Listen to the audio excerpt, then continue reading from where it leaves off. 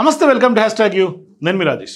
గత 2 రోజులుగా తెలంగాణ రాష్ట్రంలో సీఎం రేవంత్ రెడ్డి యొక్క ఉస్మానియా పర్యటనను పెద్ద ఎత్తున సంచలనంగా మార్చారు. మరో పెద్ద ఎత్తున వివాదాస్పదంగా మార్చారు. పెద్ద ఎత్తున సోషల్ మీడియాలో దుష్ప్రచారం చేశారు. చాలా వరకు ట్రోలింగ్ చేశారు. కానీ సీన్ కట్ చేస్తే సీఎం రేవంత్ రెడ్డి ఆయన ఆ హోదాలో ఇప్పుడు ముఖ్యమంత్రి హోదాలో కూడా ఆయన ఉస్మానియా యూనివర్సిటీ గడ్డ నుంచి సంచలన వ్యాఖ్యలు చేశారు. పైగా ఆయన తెలంగాణ రాష్ట్రం ఏర్పడిన తర్వాత ఉస్మానియా యూనివర్సిటీకి పోయినటువంటి సీఎంగా మొదటి వ్యక్తిగా సీఎం రేవంత్ రెడ్డిని చెప్పుకోవచ్చు. అంటే ఒక రకంగా ఆ గడ్డ వైపు తిరిగి చూడలేదు గత పాలకులు ఎవరు కూడా. అంటే తెలంగాణ ఏర్పడిన తర్వాత బీఆర్ఎస్ పార్టీ నాయకులు కానీ లేకుంటే సీఎం కేసీఆర్ కానీ అటు దిక్కు చూడలా. మరోవైపు ఉస్మానియా యూనివర్సిటీని వివక్షకు గురైంది. మరోవైపు చాలా వరకు అవకాశాలు రాకుండా అక్కడ ఉన్నటువంటి నిరుద్యోగ యువకులందరూ కూడా అక్కడ ఉన్నారు. కానీ ఇప్పుడు ప్రధానంగా ఇప్పుడు కూడా అదే ఒక ఇమేజ్ పులిమే ప్రయత్నం చేసినప్పటికి కూడా సీఎం రేవంత్ రెడ్డి వాటిని పటాపంచలు చేస్తా ఆయన అక్కడి నుంచి వెళ్ళటం, అక్కడి నుంచి సంచలన వ్యాఖ్యలు చేయటం, మరోవైపు విద్యార్థులకు అండగా ఉంటా అని చెప్పటం, మరోవైపు ఆయన ఆ హోదాలోనే కొంత ఉస్మానియా యూనివర్సిటీకి వెళ్ళినటువంటి సీఎం రేవంత్ రెడ్డి ఒక రకంగా అతిపెద్ద సంచలనానికి తెరలేపారు.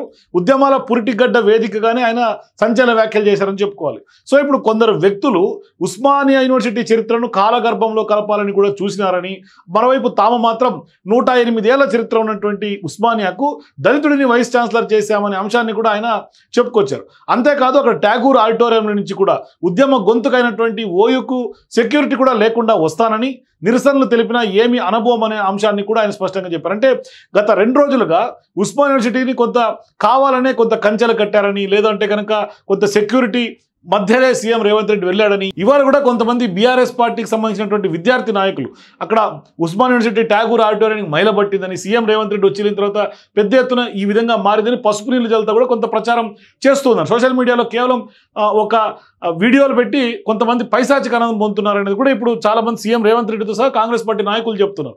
సో ఈ మధ్య కాలంలో ఒక రకంగా సెంట్రల్ యూనివర్సిటీకి సంబంధించినటువంటి భూముల వ్యవహారం జరిగినటువంటి నేపథ్యంలో ఇప్పుడు సీఎం రేవంత్ రెడ్డి దాన్ని ముడిపెట్టి ప్రతిపక్ష బీఆర్ఎస్ పైన కూడా మండిపడినటువంటి సందర్భాలు. ఎందుకంటే సెంట్రల్ యూనివర్సిటీలో ఎలాంటి క్రూర మృగాలు లేవని, మానవ రూపంలో ఉన్నటువంటి మృగాలన్నీ ఫామ్ హౌస్లోనే ఉన్నాయనే అంశాన్ని కూడా ఆయన గత పాలకులు కేసీఆర్ పైన ఆగ్రహం వ్యక్తం చేశారు. అట్లాగే తెలంగాణ అంటేనే ఓయూ అని, ఓయూ అంటేనే తెలంగాణ అని కూడా ఆయన చెప్పుకొచ్చారు. అంటే ఒక రకంగా ఓయూతో తెలంగాణకు సెంటిమెంట్ని కూడా కొంత ఆయన జోడించి మరీ చెప్పారు. సో ఇప్పుడు దేశ రాజకీయాలను శాసించినటువంటి మాజీ ప్రధాని పివి కానీ, లేకుంటే మాజీ సీఎం చెన్నారెడ్డి, కేంద్ర మాజీ మంత్రి జైపాల్ రెడ్డి వంటి ఎందరో నాయకులు ఇక్కడి నుంచి అంటే ఈ ఉస్మానియా గడ్డి నుంచే పుట్టుకొచ్చారని కూడా చెప్పుకొచ్చారు.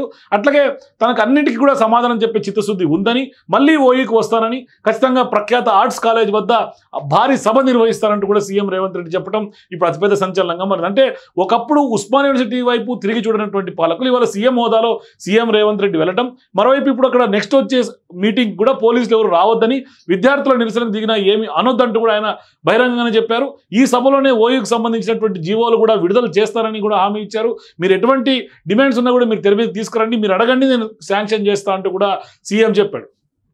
సో ఈ మధ్య కాలంలోనే సుప్రీంకోర్టు తీర్పును పరిశీలన తీసుకుంటూ కొంత తాము 15 రోజుల్లోనే ప్రొఫెసర్ కోదండరామ్ను మళ్ళీ ఎమ్మెల్సీ చేస్తా అనే ఒక బంపర్ ఆఫర్ కూడా ఎమ్మెల్సీగా, అంటే ప్రొఫెసర్గా ఉన్నటువంటి కోదండరామ్ ఎమ్మెల్సీగా ఉంటే తప్పేంటి అనే అంశాన్ని కూడా ఆయన ప్రశ్నిస్తూ ఆయన ఖచ్చితంగా కూడా చెప్పారు. మరోవైపు కోదండరామ్కి వ్యతిరేకంగా కొందరు కోర్టుకు వెళ్ళారని, వాళ్ళు కూడా కోర్టుకు వెళ్ళి పైశాచిక ఆనందం పొందుతున్నారు అని సీఎం రేవంత్ రెడ్డి చెప్పారు. ఒకసారి సీఎం రేవంత్ రెడ్డి సూటిగా ఏం మాట్లాడో ఒకసారి వినే ప్రయత్నం చేద్దాం.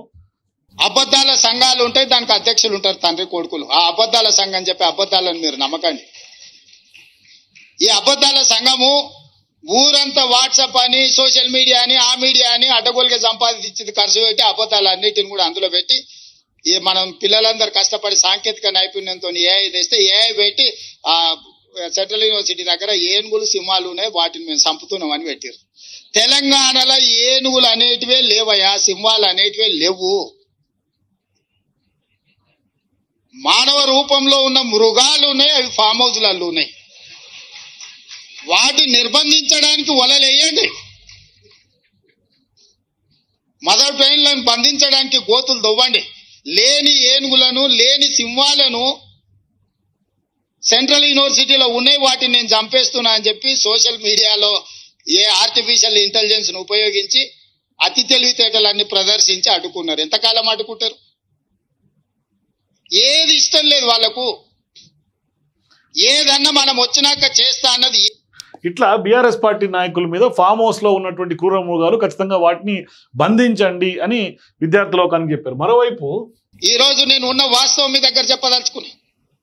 నా దగ్గర పంచడానికి భూములు లేవు, మిమ్మల్ని ధనవంతులు చేయడానికి ఖజానా ఖాళీగా ఉన్నది, ఖజానా ఒట్టిపోయి ఉన్నది, భూములేమో లేవు, పంపకాలు జరిగిపోయినాయి. ఈరోజు తెలంగాణలో 1,50,00,000 ఎకరాల వ్యవసాయ యోగ్యమైన భూములు ఉంటే 96% చిన్న సన్నకారు రైతులే, అంటే ఎకరము 2 ఎకరాలు 3 ఎకరాలే. ఇప్పుడు అగ్రికల్చర్ సీలింగ్ యాక్ట్ తెచ్చినా నేను గుంజుకోవడానికి గజం కాదు కదా, ఇంచు భూమి కూడా లేదు. అందుకే మా దళితులకు, మా గిరిజనులకు, మా బలైన వర్గాలకు, మా మైనారిటీ సోదరులకు, మా తమ్ముళ్ళకు, మా చెల్లెళ్ళకు నా సూచన ఒక్కటే, మీరు ధనవంతులు కావాలి, మీరు గొప్ప వ్యక్తులు కావాలి అని అంటే రాష్ట్ర ప్రభుత్వం పంచడానికి భూములు లేవు, నింపడానికి ఖజానా లేదు. మీకు నేను ఇవ్వగలిగింది విద్య ఒక్కటే, నాణ్యమైన విద్యనే మీ తలరాతలను మారుస్తుంది.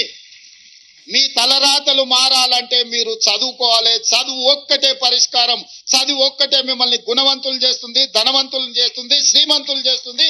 ఈ తెలంగాణ సమాజంలో మిమ్మల్ని భాగస్వాములను చేస్తుంది. చదువుకునే వయసులో మీరు ఇతర వ్యాపకాలకు లోనైతే జీవితాంతం బాధతోని కుళ్ళి కృషించి చావాల్సిన పరిస్థితి వస్తుంది.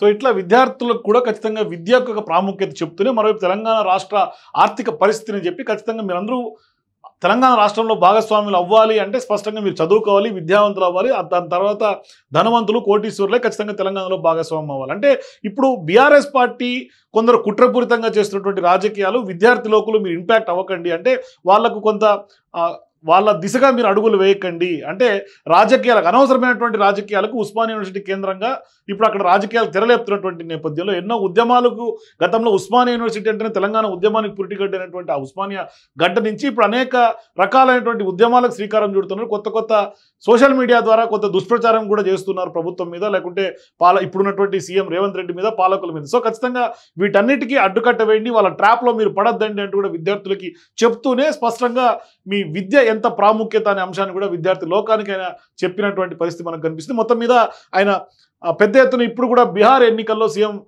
రేవంత్ రెడ్డి రాహుల్ గాంధీతో పాటు కూడా ర్యాలీలో పాల్గొంటున్నటువంటి పరిస్థితి. మరోవైపు బీసీలకు 42% రిజర్వేషన్లు కూడా ఇచ్చి తీరుతామంటూ కూడా గత కొంతకాలంగా సంచలనానికి తెరలేపారు. ఇప్పుడు అన్ని పార్టీలు కూడా ఆ దిశగానే అడుగులు వేయాల్సినటువంటి పరిస్థితులు ఉంది. సో ఒక రకంగా CM Revanth Reddy agenda fix చేస్తున్నారు. మరోవైపు ఇప్పటిదాకా నిర్బంధాలు కొనసాగినటువంటి ఉస్మానియాలో కొంత స్వేచ్ఛగా ఉండాలి, ఖచ్చితంగా నేను మరొకసారి వస్తా, భారీ బహిరంగ సభ ఆర్ట్స్ కాలేజ్ ముందే పెడతాను, నిర్వహిస్తాను, మరోవైపు ఎవరు కూడా మీరు పోలీసులు లేకుండానే నేను వస్తా, మీరు కూడా రండి, మీ డిమాండ్లన్నీ చెప్పండి, పరిష్కరిస్తా అంటూ కూడా సీఎం రేవంత్ రెడ్డి ఓపెన్గానే స్టేట్మెంట్ చేసినటువంటి నేపథ్యంలో కొంత పెద్ద ఎత్తున అతిపెద్ద చర్చ తెలంగాణ వ్యాప్తంగా జరుగుతుంది.